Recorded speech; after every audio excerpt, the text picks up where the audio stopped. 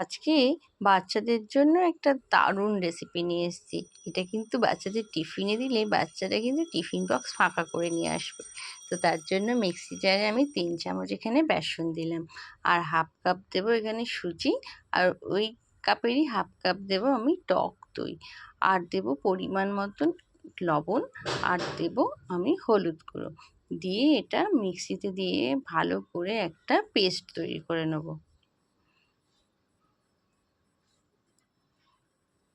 মিক্সিতে পেস্টটা তৈরি করে নেবো, এবার রেডি করে নেবো। দিয়ে দেখো পেস্টটা রেডি হয়ে গেছে। পেস্টটা না খুব গাঢ় যদি মনে হয় অল্প একটু জল মেশাতে পারো। এরপরে এটা একটা সসের কৌটোতে নিয়ে নিলাম। এই কৌটোগুলো প্রায়শই তোমরা দেখতে পাবে সসের বোতল প্রায় বাড়িতেই থাকে, বা ২০ টাকা দাম নেয় এই বোতলগুলো, নিতে পারো, বা তোমরা পাইপিং ব্যাগেও দিতে পারো। ওর মধ্যে ঢেলে নিলাম। এবার একটা ফ্রাইং প্যানে এখানে বাটার নিয়ে নিয়েছি। বাটার দেওয়ার পরে এখানে না স্লাইস করে পনির কেটে রেখেছিলাম। সেই পনিরগুলো আমি স্লাইস করা পনিরগুলো দিয়ে নুন দিয়েছি।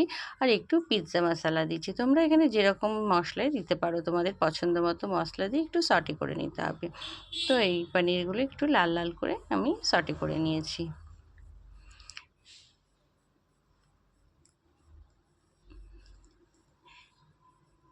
এরপর আবারও ফ্রাইং প্যানে আমি একটু বাটার ব্রাশ করে দিচ্ছি। বাটার ব্রাশ করে দেওয়ার পরে যেই আমি সসের বোতলটাতে দিয়েছিলাম ব্যাটারটা, সেই ব্যাটারটা দিয়ে দেখো এরকম লম্বা লম্বা করে আমি দিয়ে দিচ্ছি।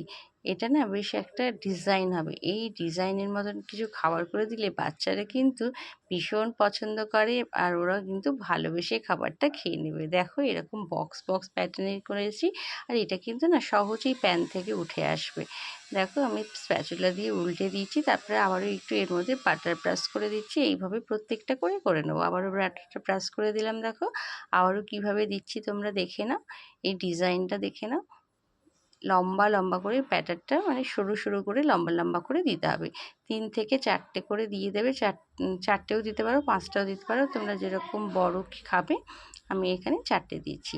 দিয়ে যেমন সেই চাটাইয়ের হয় না, চাটাই হয় যেরকম, দেখো সেইভাবেই করে নিচ্ছি ক্রস ক্রস করে।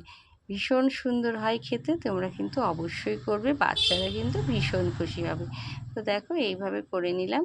আর একটুখানি দিলেই না হয়ে যায় ফ্রাই, মানে খুবই মানে অল্প সময়ের মধ্যে কিন্তু এটা রেডি হয়ে যায়। তো দেখো এরপরে বাটারটা ব্রাশ করে দেবো। এইভাবে সব কটা করে নিলাম, আমি রেডি করে নিলাম। তারপরে দেখো এই একটা করে নিচ্ছি, আর একটা করে পনির নিচ্ছি, দিয়ে রোল করে নেবো। সস দিয়ে দেবে। সস না দিলেও যদি মনে করো সস দেবো না তাও চলবে, সস দিয়ে খেতে পারো। প্রত্যেকটা এইভাবে দেখো রোল করে নিচ্ছি আমি। সুন্দরভাবে রোল হয়ে যাচ্ছে দেখো। আর দেখতেও না কতটা ইউনিক হচ্ছে দেখো। সসের সাথে কিন্তু ভীষণ ভালো লাগবে। বাচ্চাদের কিন্তু অবশ্যই টিফিনে দিও। আমাকে কমেন্ট বক্সে কিন্তু অবশ্যই জানিও। তো আজকের মতন টাটা।